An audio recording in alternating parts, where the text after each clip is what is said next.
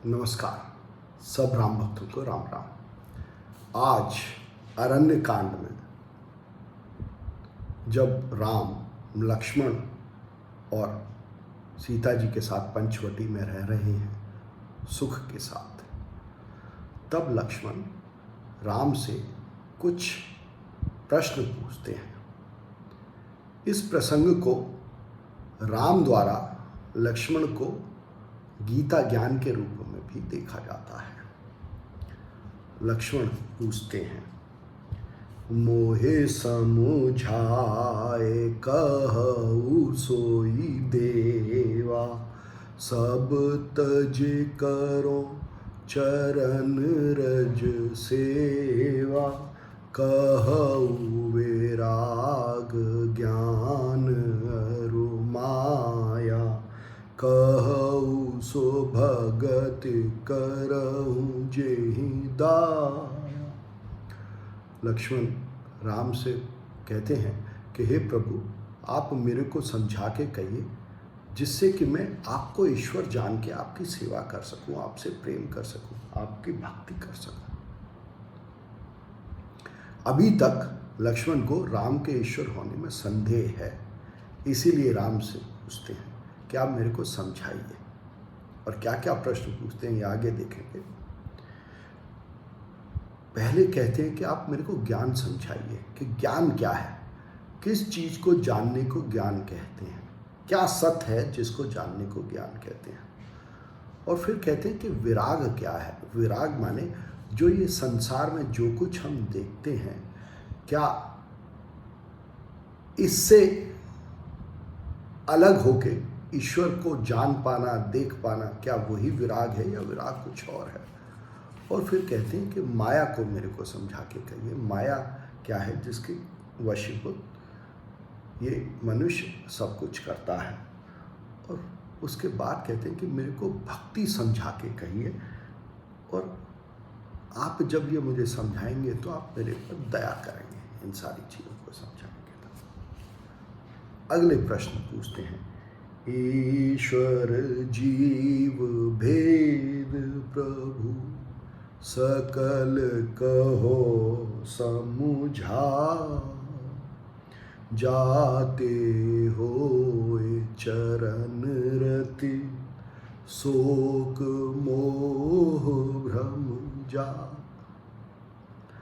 लक्ष्मण फिर राम से पूछते हैं कि आप मेरे को ईश्वर के बारे में बताइए और मेरे को जीव के बारे में बताइए, और इन दोनों के बीच में क्या भेद है, क्या अंतर है वो समझाइए, जिससे कि मेरी ईश्वर के चरणों में, अगर आप ईश्वर हैं तो आपके चरणों में मेरी प्रेम हो, मेरी भक्ति हो आपके चरणों में, और जो भी मेरे में अज्ञान है, भ्रम है, जो शोक है, वो सब खत्म हो जाए। राम इन छोटे से प्रश्नों के उत्तर में जो जवाब देते हैं वो एक तरीके से गीता का सार है, और इसमें संपूर्ण ज्ञान है मनुष्य के अपने बारे में, इस विश्व के बारे में। राम कहते हैं, थोरे ही मह सब कहूँ बुझाई, सुनहु तात मति मन चित लाई, मैं अरु मोर तोर ते माया, जे बस कीन्हे जीव निकाया। राम लक्ष्मण से कहते हैं कि मैं बहुत थोड़े से शब्दों में तुम्हारे को समझाता हूँ, तुम ध्यान से सुनो, अपनी बुद्धि को, अपने मन को और अपने चित्त को ध्यान से मेरे शब्दों पर केंद्रित करके सुनो। और ये इसलिए कहते हैं क्योंकि हम सुनते नहीं हैं, मनुष्य सुनता नहीं है, कान से सुन रहा होता है पर ध्यान कहीं और होता है, मन कहीं और होता है। तो राम सबसे पहले तो लक्ष्मण को श्रवण की विधि बताते हैं कि अपना मन, अपनी बुद्धि और अपना चित्त जो कुछ मैं कह रहा हूँ उसमें लगाओ, तभी तुम सुन के समझ पाओगे। और फिर कहते हैं कि जो मनुष्य मैं कहता है और मेरा कहता है, मैं अपने लिए इस शरीर के लिए इस्तेमाल करता है, और फिर कहता है कि मेरा, बहुत सारी चीज़ों के लिए मैं कहता है, मेरे विचार, मेरी बुद्धि, मेरा ज्ञान, मेरा शरीर, मेरा घर, मेरे रिश्तेदार, मेरी संपत्ति। और जब वो यह कहता है तो जिसको वो मेरा नहीं मानता उसको अपने से अलग कर देता है। तो तेरा ज्ञान, तेरी बुद्धि, तेरा शरीर, तेरी संपत्ति, ये सब दूसरे के हैं हो जाते हैं। तो अंतर आ जाता है, कुछ मेरा है, कुछ मैं हूँ, और उससे अलग जो कुछ भी है वो दूसरा है, वो अन्य है। इसको माया कहा। और कहते हैं कि इस माया के वश में होके ही हम जीव सारे कार्य करते हैं, इस माया के वश से ही करते हैं हम जो कुछ भी करते हैं। फिर कहते हैं, गोचर जहाँ लगे मन जाय, सो सब माया जाने हूँ भाई, तेहि कर भेद सुनहु तुम सोऊ, वेद्या अपर अवेद्या दो। कहते हैं कि माया को और फिर आगे उसकी व्याख्या या उसको एक्सप्लेन करते हुए कहते हैं कि मन में जो कुछ भी विचार आते हैं, जो कुछ भी मन में आता है, उस सबको माया जानो। मन में कुछ कोई भी विचार अपने बारे में, दूसरों के बारे में, किसी तीसरे के बारे में, मन जहाँ तक जाता है, मन में जो भी विचार क्रम आते हैं, वो सब कहते हैं कि वो सब माया है, क्योंकि वो मेरे और तेरे की वजह से आते हैं। और फिर कहते हैं कि इस माया के दो भेद हैं, एक विद्या और एक अविद्या। दो तरीके के विचार आते हैं मेरे और तुम्हारे रूप में, चीज़ों, संसार को देखने से। कहते हैं, एक दुष्ट अतिशय दुख रूपा, जाबस जीव पराभव कूपा, एक रचय जग गुण बस जाके, प्रभु प्रेरित नहीं निज बल ताके। कहते हैं कि माया का एक रूप है अविद्या। अविद्या किसको बताया कि जब मनुष्य दोष दृष्टि से दोष देखता है, अपने में दोष देखता है और दूसरों में भी दोष देखता है। मतलब न तो अपने को पूर्ण समझता है, न दूसरों को पूर्ण समझता है। और जब वह दोष देखता है अपने में और दूसरों में, तो इसकी वजह से असंतुष्ट रहता है, और असंतुष्ट होने के कारण दुखी रहता है, और इसीलिए इस भ्रम सागर में पड़ा रहता है। फिर कहते हैं कि दूसरा इस माया का रूप है विद्या।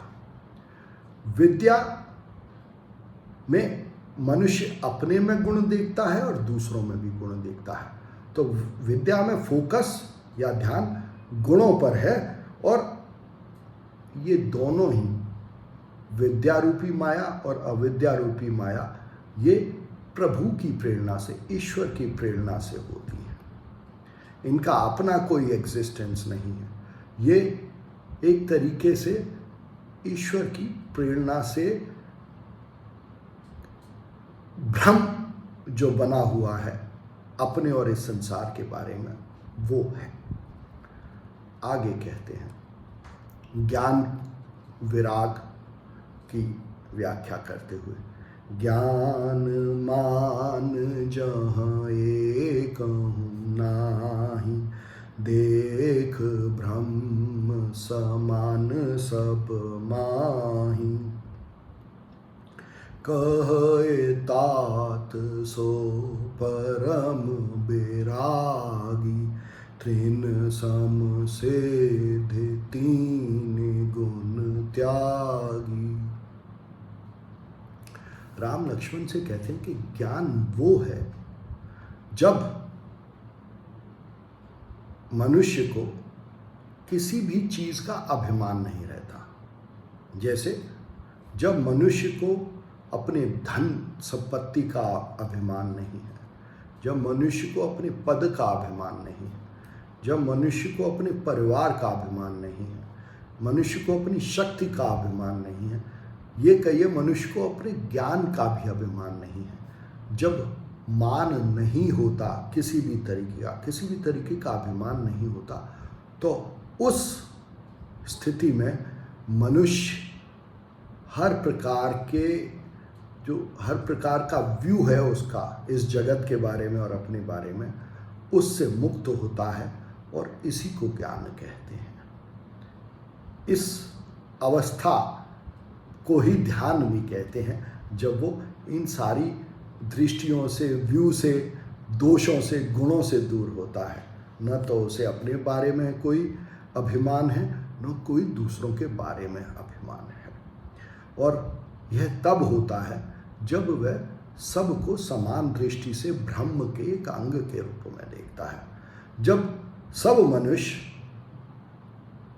जिनमें कि वो खुद भी आता है, उसको ब्रह्म के एक अंग के समान दिखाई देते हैं। मनुष्य ही नहीं, पशु भी, पक्षी भी, और जो कुछ भी अचर प्रकृति है वो भी, जब वो सब ब्रह्म का जो हम है उसका एक हिस्सा दिखाई देता है, तो उसकी दृष्टि में समता आती है। तब उसके लिए कोई भी विशेष नहीं है, न वह विशेष है न कोई दूसरा विशेष है। और जब कोई विशेष नहीं है तो कोई मान नहीं है, अपने बारे में भी और दूसरों के बारे में भी। और फिर कहते हैं कि विरागी उसको कहना चाहिए, वैराग्य उसको कहना चाहिए, जब मनुष्य को अपनी किसी भी शक्ति के बारे में कोई मान नहीं रहता, जब मनुष्य को जो उसमें सिद्धि है, जो भी उसको उसमें जो भी कार्य करने की शक्ति है, जो भी उसने एक तरीके से कहिए कार्य के लेवल पे या विचारों के लेवल पे या शब्दों के लेवल पे जो भी उसने क्षमता विकसित की है, उसको उसने सिद्धि के रूप में नहीं देखा है, उसको उसने किसी विशेष योग्यता के रूप में नहीं देखा है। वो समता के रूप में सबों में उस क्षमता को देखता है। तो अब कहते हैं कि उसने कोई भी सिद्धि अपने में नहीं देखी है, दूसरे में भी नहीं देखी है, और इसीलिए उसको ज्ञान होता है। और ज्ञान तभी होता है जब उसका अपनी सिद्धियों से, दूसरों की सिद्धियों से या किसी भी प्रकार के गुण से वैराग्य हो जाता है। और जब वैराग्य गुणों से होता है तो जो तीन त्रिगुणी प्रकृति कही गई, तमस, रजस और सत्य, तो इनसे भी विराग होता है, क्योंकि तमस भी एक गुण है, रजस भी एक गुण है। देखिए, तमस में विरोध है, तमस में दोष दृष्टि है, तमस में अज्ञान है, आलस्य है, ये गुण है। जब आप इन विशेष गुणों को नहीं देखते हैं, और ऐसे ही रजस में लोभ है, लालच है, कामना है, तो इन गुणों को भी जब आप नहीं देखते हैं, और सत में ये गुण है कि जो इस समय है, जो अभी है, और ये भी एक गुण है प्रकृति का। जब आप सबको समान देखते हैं तो इन तीनों गुणों के पार चले जाते हैं, क्योंकि फिर न तो आज है, न कल है, न कामना है, न विरोध है, किसी से दूर नहीं भागना है, किसी के पीछे नहीं भागना है, किसी को पकड़ के नहीं रखना है। इसको वैराग्य कहते हैं। इसके बाद कहते हैं ईश्वर और जीव के बारे में, माया ईस न आप कहूँ, जान कहे सो जीव, बंध मोक्ष प्रद सर्व पर, माया प्रेरक सी। कहते हैं कि जो ईश्वर को नहीं जानता, जो जीवों को नहीं जानता, मनुष्यों को नहीं जानता, और जो अपने आप को नहीं जानता, वो जीव है। तो यहाँ एक जो सारी मानव सभ्यता का एक बड़ा प्रश्न है कि मैं कौन हूँ, तो उसके बारे में राम लक्ष्मण से कह रहे हैं कि जो ये नहीं जानता कि मैं कौन हूँ और ईश्वर कौन है और हम दोनों के बीच में भेद क्या है, उसको जीव कहते हैं। और फिर कहते हैं कि यह जो अज्ञान है, क्या अज्ञान, कि मनुष्य यह नहीं जानता कि मैं कौन हूँ, ईश्वर कौन है, हम दोनों के बीच में क्या भेद है, जो इस अज्ञान से, इस भ्रम से जो मुक्ति देता है, जो सारी माया से परे है और जो माया है, जो भ्रम है, उसको प्रेरित करता है, वो ईश्वर है। तो जीव तो मनुष्य उसको कहा जो कि ये नहीं जानता कि वो कौन है और ईश्वर कौन है, और ईश्वर उसको कहा जो कि इस अज्ञान को दूर कर देता है, इस अज्ञान से मुक्ति देता है, और जो कि इस अज्ञान को प्रेरित करता है। यह अज्ञान ही माया है, इस अज्ञान को प्रेरित करता है, पर इससे मुक्ति भी देता है। कैसे देता है, ये अगले अंक में देखेंगे। धन्यवाद।